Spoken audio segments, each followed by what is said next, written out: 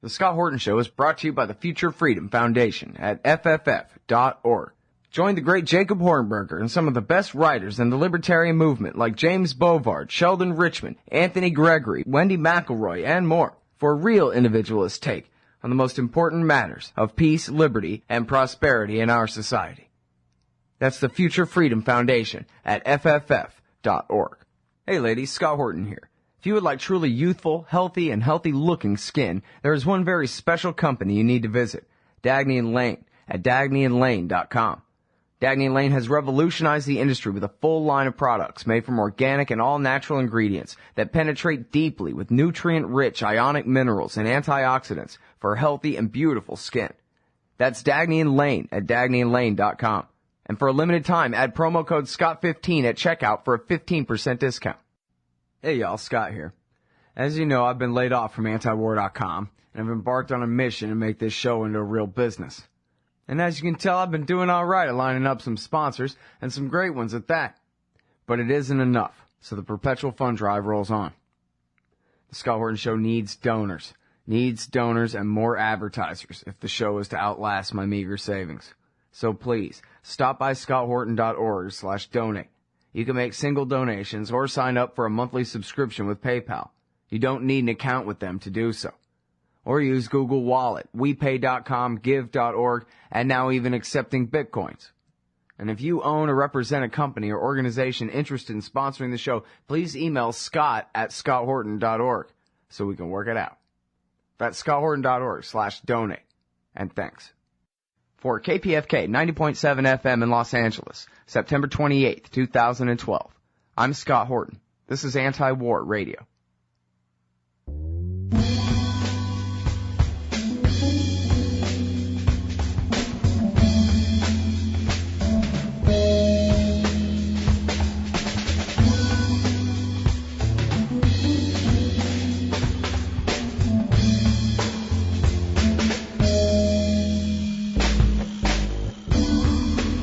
All right, y'all, welcome to the show. It is Anti-War Radio. I'm Scott Horton, and our guest tonight is the great Gareth Porter. Yes, I interview Gareth Porter all the time. It's because he's the best on everything. He's a reporter for Interpress Service. That's ipsnews.net, and they keep all his archives at antiwar.com/Porter. Also, please check out his award-winning work for truthout.org. Welcome back to the show, Gareth. How are you? I'm fine, thanks, Scott. You're very kind. You're much too kind. Thanks. Well, no, you deserve it. All right, so there's so much big news in America's horrible imperial foreign policy this week. I almost don't know where to start, but yes, I do. Benjamin Netanyahu's ridiculous performance before the United Nations yesterday, where he held up his Wile E. Coyote bomb and said that the Iranians are just about to wipe Israel off the map if America doesn't stop them first. And I was hoping that maybe you'd agree with my feeling that pretty much the whole world is laughing at him now, and that he really did a Fonzie jump in the shark moment there, and now he's a laughing stock, and now I can worry about war with Iran even less. What do you think? I think you are absolutely right, that I agree with your assessment of this event and its significance, its impact. There's no question that Netanyahu has not advanced the cause of certainly forcing the United States into a confrontational posture, a more confrontational posture with Iran at all. Quite the opposite. He has indeed, I think, made himself a laughingstock. And you know, there were signs which I have cited in my own piece of a few weeks ago, even earlier this month and late last month, that in Israeli media and politics, the welcome for Netanyahu's effort has really started to wear thin. I mean, I think that a lot of Israelis now believe that, have believed for a while, that Netanyahu is making a laughingstock of Israel, that nobody in the rest of the world, except for some mainstream news media, which keep sort of reporting in a very slack-jawed way, that, as though Netanyahu's war talk should be taken seriously. I think the Israeli view has become that most people in the world don't really take Netanyahu seriously, and that he is in fact basically threatening Israeli interests by essentially having this quarrel with the Obama administration in particular. And that's why I think you've seen, even in this rather ridiculous presentation at the UN, that one thing that Netanyahu didn't do was to try to continue to have a quarrel with President Obama over Iran. He tried to smooth that over, which I think is a result of the fact that he's been severely criticized in the media and political circles in Israel for that. So bottom line is, yes, I think that Netanyahu has utterly failed in what I've regarded for some months, as you know well, as an effort to try to maneuver the Obama administration into confrontation with Iran, to get Obama to say something indicating that he is ready to go along with Israel's red line and that Iran only has a certain amount of time left and so forth. And that has not happened. It's not going to happen. And, one of the things that has been speculated in the Israeli press after the Netanyahu speech is that what he's really doing now is preparing the way for an election campaign in the spring, and that he intends to continue to press on the Iranian threat as his main campaign issue, so that he's not going to give up this rhetoric about Iran as an existential threat and the need for a red line. But I think it will be clear as time goes by that it is really for domestic Israeli politics now, not because he has any hope of changing U.S. policy, much less that he's serious about attacking Iran. I don't think that's going to fly at all in Israeli politics. Quite the contrary, as we know, something like a two-thirds majority of Israelis opposes any unilateral strike by Israel. They want the United States to be involved, and in fact, they want the United States to do it. So that I think is this is the coda, as far as I'm concerned, for Netanyahu's big sort of threat of attack on Iran, or at least the implicit threat of attack on Iran, as a way of trying to maneuver U.S. policy into confrontation. Well, now, so he sort of has a point. I mean, the cartoon bomb is really, symptomatic of the entire debate here, right? The scaremongering is always based on a cartoon and never any real details. But when it comes down to the details, he did kind of, make the point that what he's worried about is Iran having enough low-enriched uranium that if it was weapons grade, there's at least enough of it to make some bombs out of, the so-called breakout capability. And that's where he's saying he wants America to draw the red line, as they shouldn't even be able to have enough low-enriched uranium that if they turned it into high-enriched uranium, that then it would be, or, weapons grade, that then it would be enough to make a nuke. Is that actually a real worry as far as you're concerned at all? This is indeed the argument that Netanyahu and Ehud Barak have been making. In my view, it's not really honest. It's not an honest argument for the simple reason that, again, you are quite familiar with, which is that the Iranians cannot enrich that 3.5 or 20% enriched uranium to weapons grade level without reconfiguring the centrifuges, and they can't do that without kicking the IAEA out of Iran. The idea that they have secret centrifuge factories, places hidden in mountains that they can use to secretly carry out this enrichment is simply not credible. It has not been bought by the CIA or by other intelligence agencies, and as far as I can see, Israeli intelligence doesn't believe that either. They fundamentally agree with the U.S. assessment of Iran's current position. This has been stated more than once by both Israeli intelligence and U.S. intelligence people. And so the idea that Iran can enrich to weapons grade without giving an overt signal just doesn't pass the laugh test.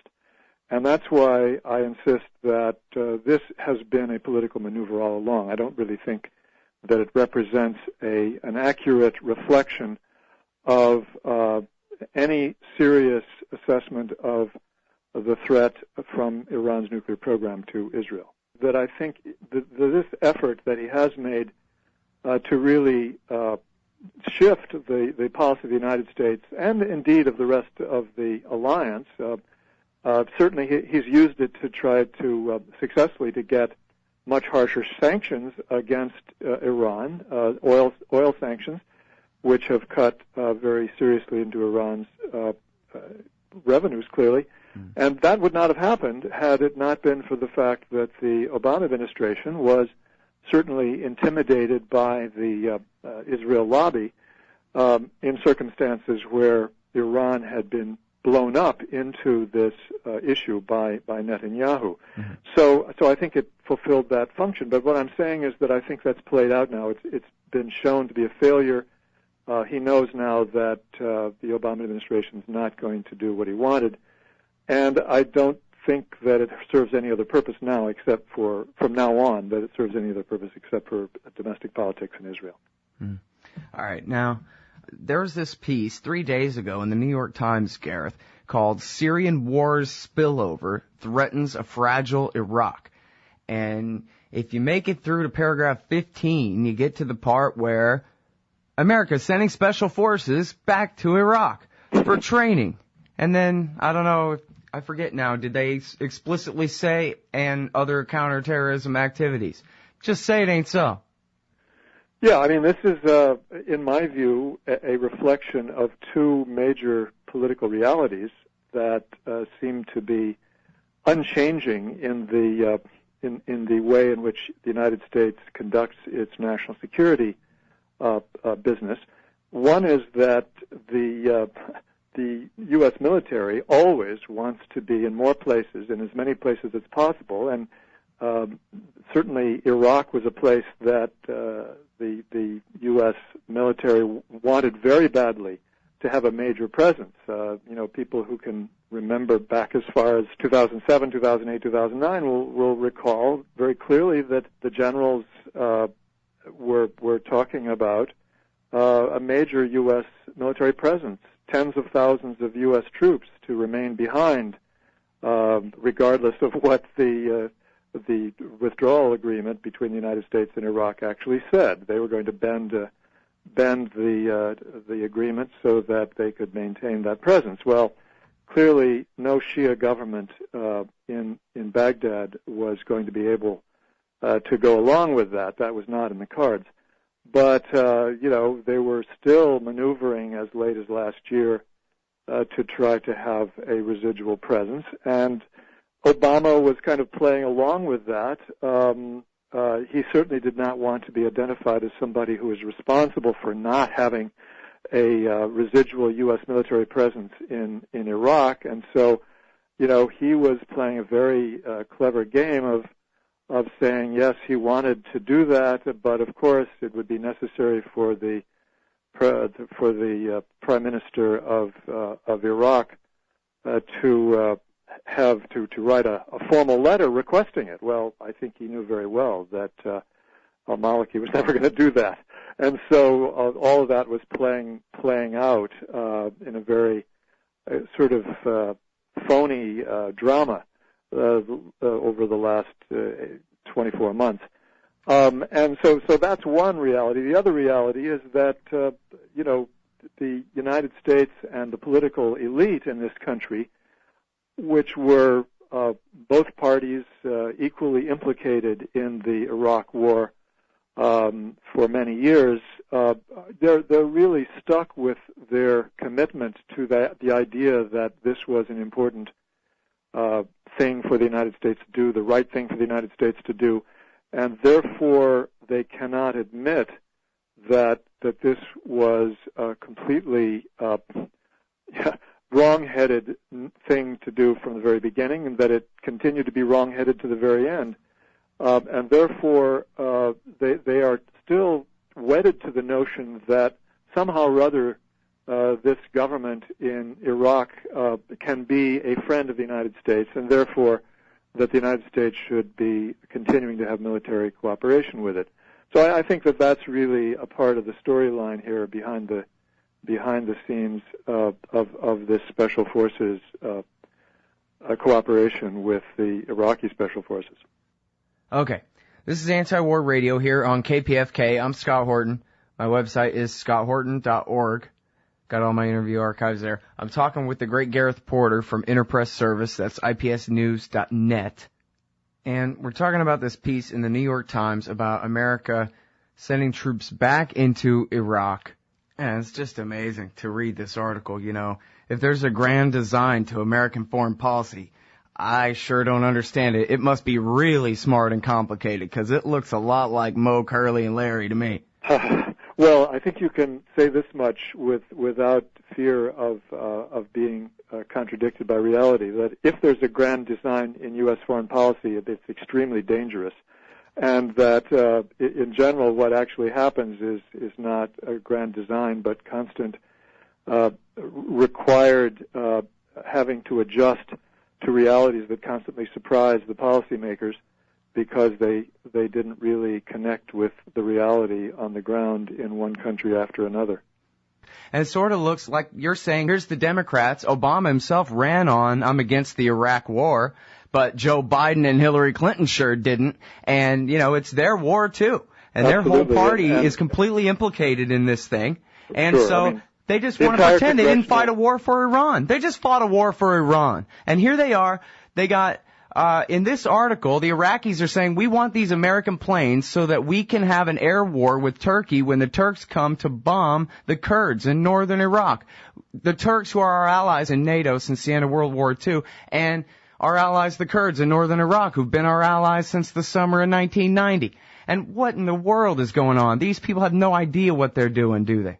Well, here, of course, you get into another major source of influence on U.S. foreign policy, which is anytime the U.S. military industry can sell planes to somebody, there's a very powerful temptation for the State Department, certainly the Pentagon, to support that. And so, you know, don't be surprised if, in fact, the United States does end up selling warplanes to Iraq, because it's good profit for the industrial allies of the Pentagon, and I think that cuts very deep into U.S. policy in the Middle East, and has for decades and decades. I don't think that's changed yet.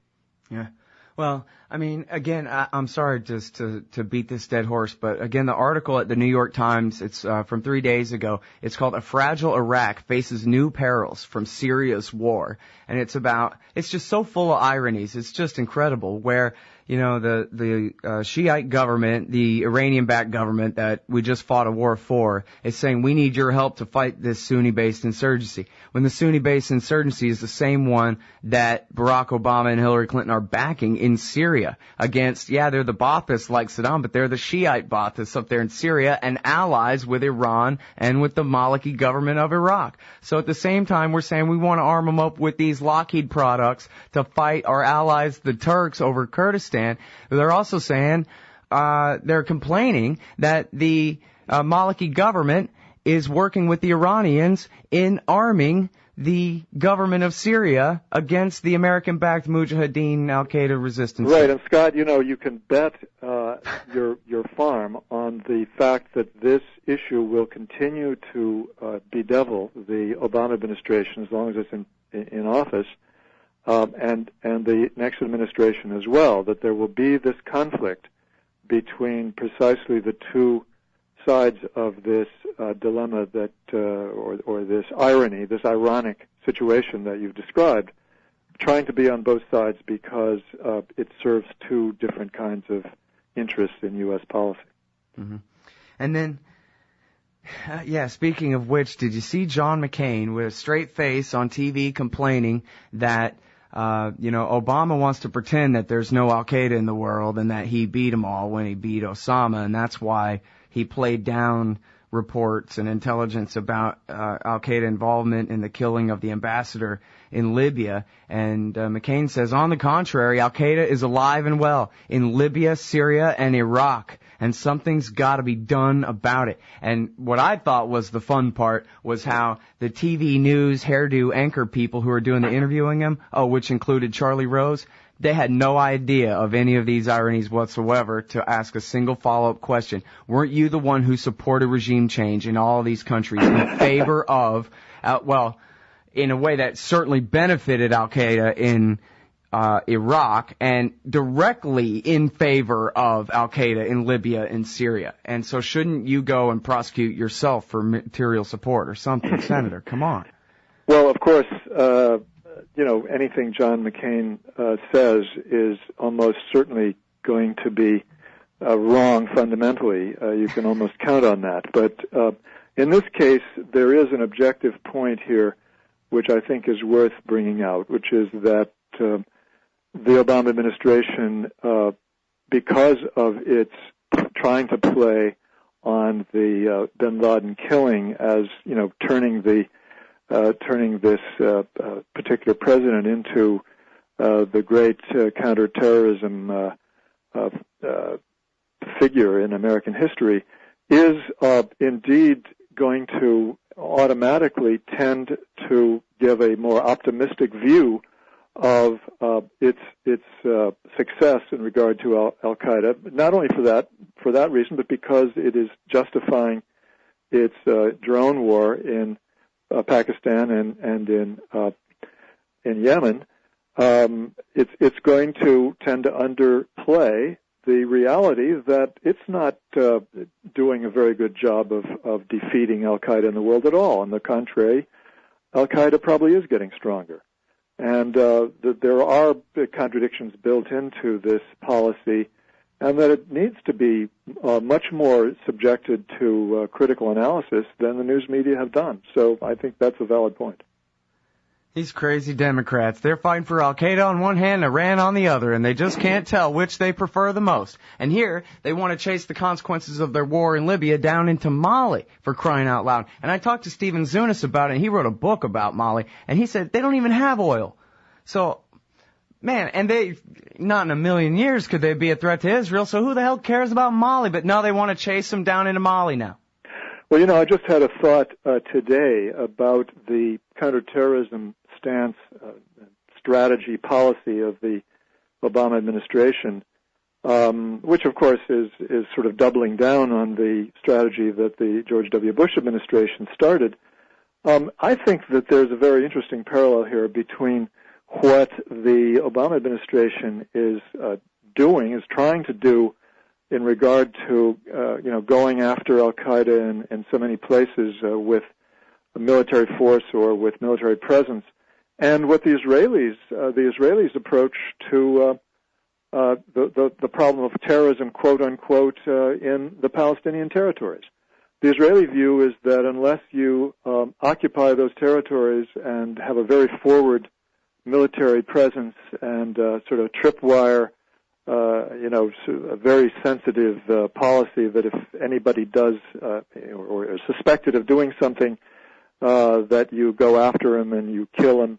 That's the way you handle this so-called terrorist threat. And this, of course, as anybody except for people who are part of the Israel lobby understand by this point, this is a complete failure. It's never worked in the past. It's not going to work in the future.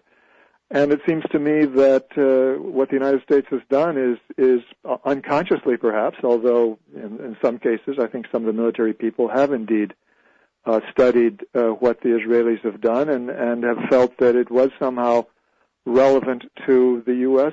counterterrorism problem. But what they should learn is that this is not the way to do it, and in fact they need to fundamentally stop what the Obama administration's tried to do on terrorism and follow a completely different strategy.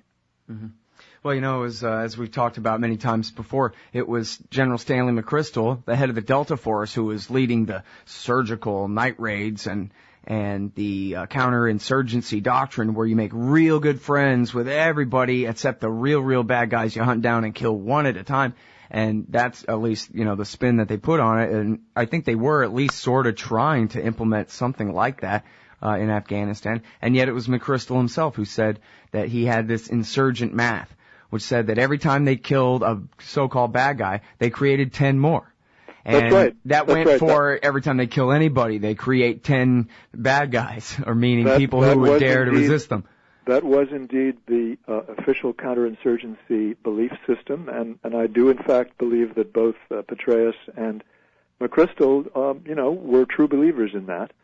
And then they kept doing it anyway, though. They kept doing it anyway. That's exactly the point, which of course, in my view, underlines the fundamental reality that it's not counterinsurgency theory that prevails in the end. It's the vested interests of very powerful bureaucracies. In this case, it was the very, very powerful Special Operations Forces bureaucracy which prevailed in Afghanistan, and which McChrystal, I think, as a not former, but still active SOF officer, commander, sort of automatically went along with and violated the tenets of the doctrine that he was committed to defending and carrying out.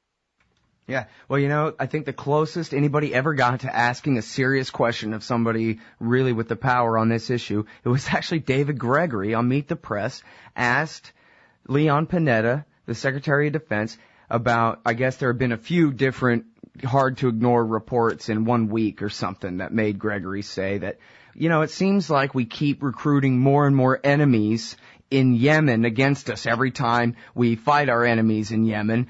So do you think that is it possible that this is a counterproductive policy? And Panetta couldn't answer that directly, so he simply said, look, these are the tools we have to use, and so we will use them. And that's it. Right? Like Hillary Clinton said about Afghanistan back in the first place 3 years ago, when you find yourself in a hole, you have to grab a shovel and get digging. I think that's a brilliant illustration of the problem. I'm glad you pinpointed that particular exchange. I think it's a nice illustration of what's going on. Yeah. Well, and then the problem is people are screaming and crying as they die. It's all as serious as hell for people in Mali and in Libya and in Afghanistan, where these Democrats play their little global sociological games and their little fantasies, and Samantha Power gets a little bit more attention for her job at the White House. But that's just me, I guess. Anyway, thank you so much for your time, Gareth. You do such great work, and I really appreciate it. Thanks so much, Scott. Glad to be on. All right, everybody. That is the heroic Gareth Porter. You can find everything he writes at ipsnews.net. ipsnews.net, and, of course, at antiwar.com/Porter.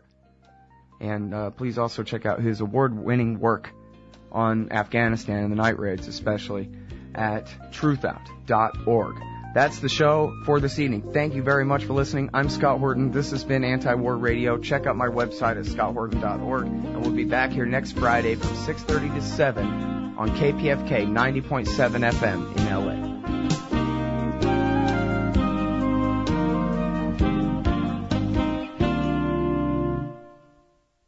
In an empire where Congress knows nothing, the ubiquitous DC think tank is all.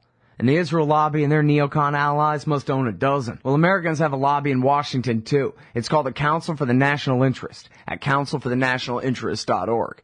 They advocate for us on Capitol Hill. Join CNI to demand an end to the U.S.-sponsored occupation of the Palestinians and an end to our government's destructive empire in the Middle East. That's the Council for the National Interest at councilforthenationalinterest.org. Hey everybody, Scott Horton here for LibertyStickers.com. If you're like me, then you're right all the time, surrounded by people in desperate need of correction. Well, we can't all have a radio show, but we can all get anti-government propaganda to stick on the back of our trucks. Check out LibertyStickers.com. Categories include anti-war, empire, police state, libertarian, Ron Paul, gun rights, founders quotes, and of course the stupid election. That's LibertyStickers.com. Everyone else's stickers suck. Hey y'all, Scott Horton here. After the show, you should check out one of my sponsors, wallstreetwindow.com. It's a financial blog written by Mike Swanson, a former hedge fund manager who's investing in commodities, mining stocks, and European markets. Mike's site, wallstreetwindow.com, is unique in that he shows people what he's really investing in, updating you when he buys or sells in his main account. Mike's betting his positions are going to go up due to the Federal Reserve printing all that money to finance the deficit. See what happens at wallstreetwindow.com. And if you'd like to sponsor the show too, let me know at scott@scotthorton.org.